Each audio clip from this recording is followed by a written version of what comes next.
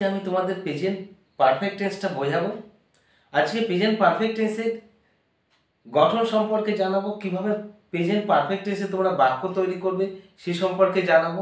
তার আগে আমি তোমাদের বলে নেব প্রেজেন্ট পারফেক্ট টেন্সের সংজ্ঞা কী, গঠন কী এবং প্রেজেন্ট পারফেক্ট টেন্সে কিভাবে তুমি বাক্য তৈরি করতে পারবে। একটা বাক্য কোন টেন্সে আছে সেটা ধরে, অর্থাৎ প্রেজেন্ট পারফেক্ট টেন্সের চেনার উপায়টাকেও আমি তোমাদের বোঝাবো। তোমরা ধৈর্য ধরে 5 থেকে 7 মিনিট আমার সঙ্গে থাকো, তাহলে অবশ্যই তোমরা বুঝতে পারবে প্রত্যেকটা বাক্য কিভাবে তৈরি হয়। আজকে আমি প্রেজেন্ট পারফেক্ট টেন্সের সংজ্ঞা, গঠন, উদাহরণ সবকিছু বোঝাবো। তো দেখো, present perfect tense, present perfect tense কথার অর্থ হলো পুরা ঘটিত বর্তমান, অর্থাৎ পূর্বে ঘটে গেছে এরকম বর্তমান কালকে আমরা পুরা ঘটিত বর্তমান কাল বলি। এবার দেখো প্রেজেন্ট পারফেক্ট টেন্সের সংজ্ঞা, অর্থাৎ প্রেজেন্ট পারফেক্ট টেন্সের সংজ্ঞাটাকে তোমার প্রথমে ভালো করে জানতে হবে। সংজ্ঞা থেকে তুমি টেন্সটাকে ধরে নিতে পারবে, আর টেন্স ধরতে পারলে তুমি টেন্সের গঠনে যেতে পারবে, গঠনে গিয়ে ভার্ব সাজিয়ে তুমি বাক্যটাকে হামেশাই লিখতে পারবে। সুতরাং দেখো প্রেজেন্ট পারফেক্ট টেন্সের সংজ্ঞা: বর্তমানে কোনো কাজ এইমাত্র হয়ে গেছে বা সম্পূর্ণ হয়েছে এরকম বোঝালে ক্রিয়াপদের রূপের যে পরিবর্তন হয় তাকে প্রেজেন্ট পারফেক্ট টেন্স বলা হয়। প্রেজেন্ট পারফেক্ট টেন্সের চেনার উপায়, তুমি কি করে বুঝবে এই বাক্যটা প্রেজেন্ট পারফেক্ট টেন্সের গঠনে আছে, অর্থাৎ এই বাক্যটা প্রেজেন্ট পারফেক্ট টেন্স তুমি কি করে বুঝবে। দেখো চেনার উপায়: ক্রিয়াপদের শেষে যদি ইয়াচি, ইয়াচো, ইয়াচেন থাকে, অর্থাৎ ক্রিয়াপদের শেষে যদি ইয়াচি, ইয়াচো, ইয়াচেন এইরকম তিনটে কথার মধ্যে একটা থাকে, তাহলে এই সমস্ত বাক্যগুলো প্রেজেন্ট পারফেক্ট টেন্সের গঠনে গিয়ে তোমাকে ইংলিশ করতে হবে। তো দেখো এবার প্রেজেন্ট পারফেক্ট টেন্সের তোমার গঠন জানতে হবে। তার আগে আমি কয়েকটা এক্সাম্পল তোমাকে দিয়ে নেব যাতে করে তোমরা বুঝতে পারো। তিনি কলকাতায় গিয়েছেন বা গেছেন, ইয়াচি, ইয়াচো, ইয়াছেন। আমি গতকাল তোমাদেরকে পড়িয়েছি ইয়াচি, ইয়াচো, ইয়াছেন। তিনি চা খেয়েছেন, হি হ্যাজ টেকেন টি।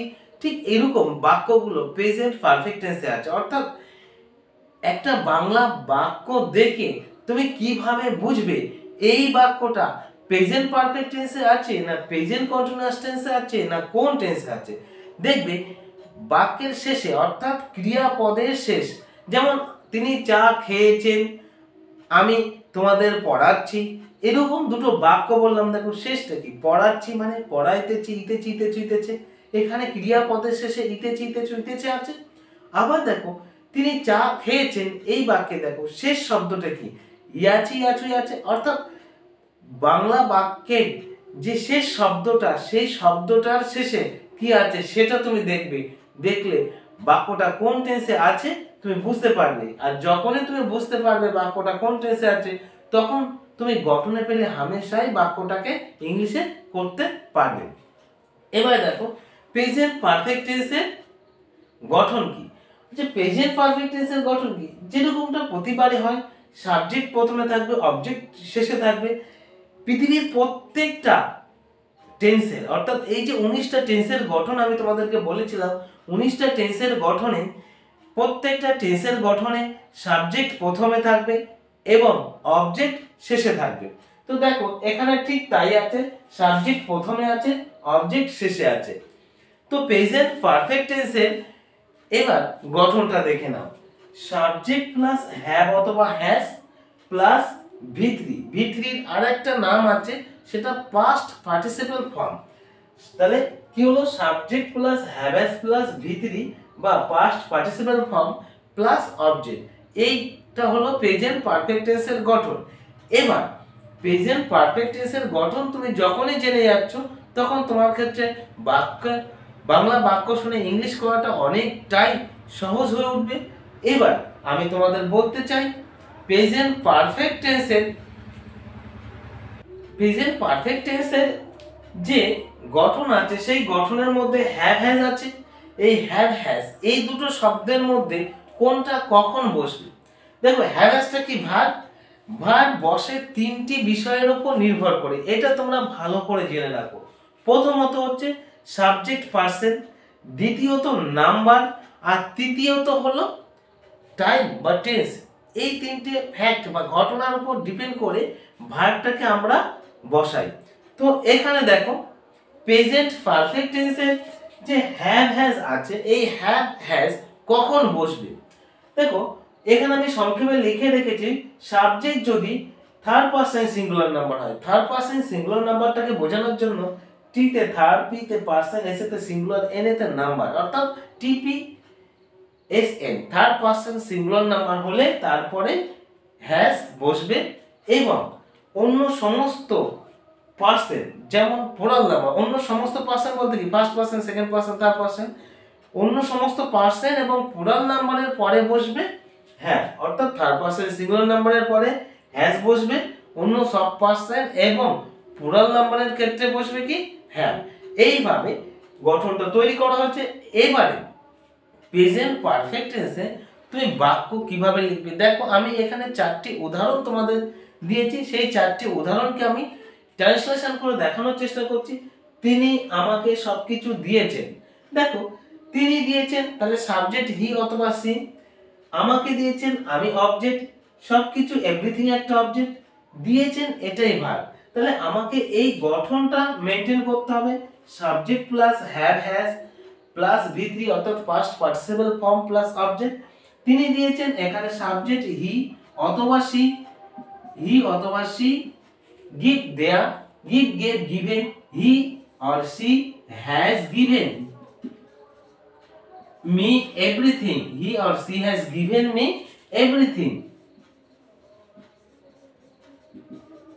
তাহলে এই বাক্যটা হয়ে গেল। পরের বাক্যটা দেখো, আমি আমার সবকিছু হারিয়েছি, আমি আমার সবকিছু হারিয়েছি। এই যে বাক্যটা ইয়াছে ইয়াছে ইয়াছো সেখানে মিলেছে, অর্থাৎ টেন্সের চেনার উপায় যেটা সেটাতে মিলেছে।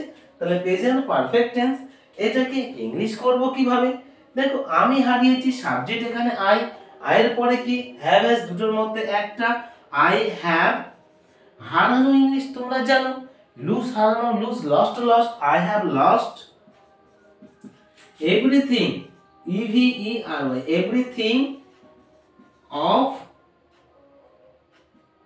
everything of my life, I have lost everything of my life। আরেকটা বাক্য হলো, পরের বাক্যটা দেখো, আমরা স্বাধীনতা পেয়েছি, পেয়েছি মানে ইয়াছি ইয়াছো ইয়াছে, সেই প্রেজেন্ট পারফেক্ট টেন্সের চেনার উপায় মিলেছে। তাহলে ইংলিশ করলে কি হবে?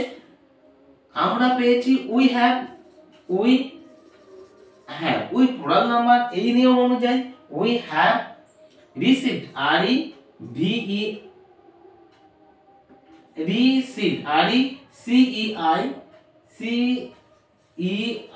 RECEIVED received freedom, we have received freedom. তাহলে আরো একটা হলো, লাস্ট কি আছে, তাহারা সেখানে গিয়েছে, এখানে তাহারা প্লুরাল নাম্বার, ওর জন্য প্লুরাল নাম্বারের পরে হ্যাভ হবে, তাহারা ইংলিশ দে। তাহলে বাক্যটা কি হচ্ছে, দে হ্যাভ গান, দে হ্যাভ গান দেয়ার। তাহলে এইভাবে প্রত্যেকটা বাক্য আমরা ইংলিশে করতে পারি। এবারে দেখো প্রেজেন্ট পারফেক্ট টেন্সের গঠন তো বললাম, গঠন অনুযায়ী আমি ট্রান্সলেশন করে দেখালাম। এবারে আমরা যেটা করব সেটা হলো প্রেজেন্ট পারফেক্ট টেন্স থেকে আরো কি কি বাক্য তৈরি করা যায়। প্রেজেন্ট পারফেক্ট টেন্স থেকে আমরা ইন্টারোগেটিভ সেন্টেন্স তৈরি করতে পারি, নেগেটিভ সেন্টেন্স তৈরি করতে পারি, নেগেটিভ ইন্টারোগেটিভ সেন্টেন্স তৈরি করতে পারি। এগুলো প্রেজেন্ট পারফেক্ট টেন্স থেকে তৈরি হয়, প্রত্যেকটা টেন্স থেকেই তৈরি হয় interrogative sentence, negative sentence, interrogative negative, এরকম সেন্টেন্স তৈরি হয়। অর্থাৎ তোমাকে টেন্সটাকে খুব ভালো করে জানতে হবে।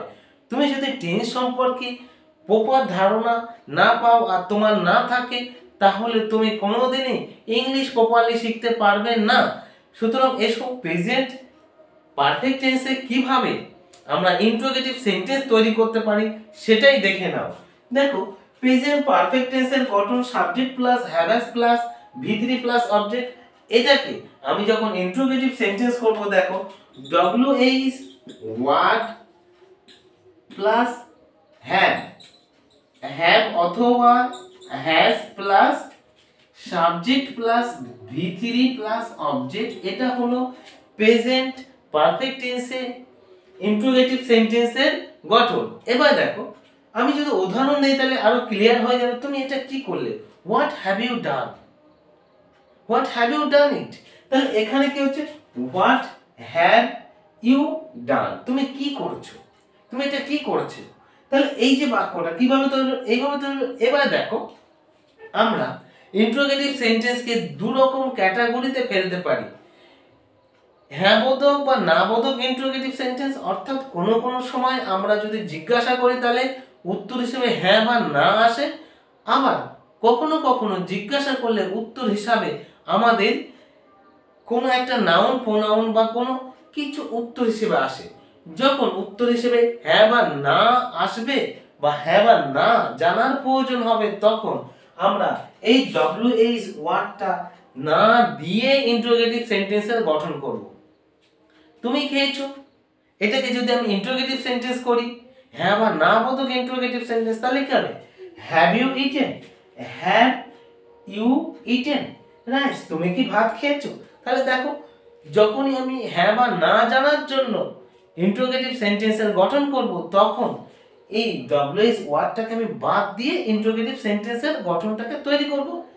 এবার ইন্ট্রোগেটিভ সেন্টেন্স যখনই হলো, এবার তোমরা জানো প্রেজেন্ট পারফেক্ট টেন্স থেকে কিভাবে নেগেটিভ সেন্টেন্সের গঠন আমরা তৈরি করতে পারি। অর্থাৎ আমি খেয়েছি, আমি খাইনি, আমি দেখেছি, আমি দেখিনি, তারা দিয়েছে, তারা দেয়নি, তুমি দেখেছো, তুমি দেখোনি, এই যে সমস্ত বাক্যগুলো, এই সমস্ত বাক্যগুলো তো নেগেটিভ সেন্টেন্স। এই নেগেটিভ সেন্টেন্সগুলো তুমি কিভাবে তৈরি করবে সেটা দেখে নাও। দেখো প্রথমত অবস্থায় তোমাকে সাবজেক্ট দিতে হবে নেগেটিভ সেন্টেন্সের গঠনে, তারপর কি দিতে হবে, হ্যাভ অথবা হ্যাজ, অর্থাৎ সাবজেক্ট প্লাস হ্যাভ অথবা হ্যাজ প্লাস নো অথবা not plus V3 plus object. এটা হলো নেগেটিভ সেন্টেন্সের গঠন। কি হচ্ছে, আমি কলকাতায় গেছি, আমি কখনো কলকাতায় যাইনি, তাহলে আই হ্যাভ নট গান টু কলকাতা। তাহলে এই যে বাক্যগুলো কিভাবে তৈরি হচ্ছে, নেগেটিভ সেন্টেন্সের গঠনে তৈরি হচ্ছে। আমি তাকে দেখেছি, I have seen him, আমি তাকে দেখেছি, আমি তাকে দেখিনি, I have not seen him, আমি তাকে দেখিনি। ঠিক এইভাবে আমরা নেগেটিভ সেন্টেন্সের গঠন তৈরি করতে পারি। এবার নেগেটিভ ইন্ট্রোগেটিভ, তুমি কি তাকে দেখেছো, সে কি খেয়েছে, সে কি খায়নি। এই যে নেগেটিভ ইন্ট্রোগেটিভ সেন্টেন্স যখন আমি তৈরি করব, তখন কিভাবে তৈরি করব তুমি সেটা দেখে নাও। নেগেটিভ ইন্ট্রোগেটিভ সেন্টেন্সের গঠন ঠিক এইভাবে তৈরি হয়। প্রথমে অক্সিলারি ভার্ব হ্যাভ অথবা হ্যাজ প্লাস নো অথবা not plus subject plus V3 plus object জিজ্ঞাসার চিহ্ন। অর্থাৎ হ্যাভ অথবা হ্যাজ প্লাস নো অথবা নট প্লাস হ্যাভ অথবা হ্যাজ প্লাস নো অথবা not plus subject plus object জিজ্ঞাসার চিহ্ন। একটা এক্সাম্পলের সাহায্যে আমরা বুঝে নিতে পারি। দেখো তুমি কি সেখানে যাওনি, তুমি কি যাওনি, তাহলে হ্যাভ ইউ নট গান দেয়ার, তুমি কি সেখানে যাওনি। ঠিক এইভাবেই তৈরি হবে। অর্থাৎ নেগেটিভ ইন্ট্রোগেটিভ সেন্টেন্সের গঠন এটা অবজেক্ট হ্যাভ অথবা হ্যাজ প্লাস নো অথবা not plus subject plus V3 plus object, এটা নেগেটিভ ইন্ট্রোগেটিভ সেন্টেন্সের গঠন। দেখো তুমি যদি টেন্সের গঠন প্রপারলি না জানতে পারো, তাহলে জীবনে কোনোদিন তুমি একটা বাক্য বাংলা থেকে ইংলিশ করতে পারবে না। অর্থাৎ যার মাতৃভাষা ইংলিশ, সে বাদে পৃথিবীর অন্য যে কেউ যে কোনো ভাষার যদি সে ইংলিশ শিখতে চায়, তাকে অবশ্যই টেন্স এবং ভার্ব অবশ্যই জানতে হবে, নাহলে সে ইংলিশ শিখতে পারবে না। এই প্রসঙ্গে বলে রাখি, ইউটিউব একটা সুন্দর প্ল্যাটফর্ম, যে প্ল্যাটফর্মের দ্বারা আমার মতো শিক্ষক তোমাদের কাছে এরকম ইংলিশ উপস্থাপন করতে পারছে এবং তোমরাও আমার ক্লাস নিতে পারছো। সুতরাং ইউটিউবকে আমি ধন্যবাদ জানাই এই প্রসঙ্গে। যদি আমার ভিডিওটা ভালো লাগে তাহলে লাইক করো, শেয়ার করো এবং কমেন্টে জানিও কেমন লেগেছে।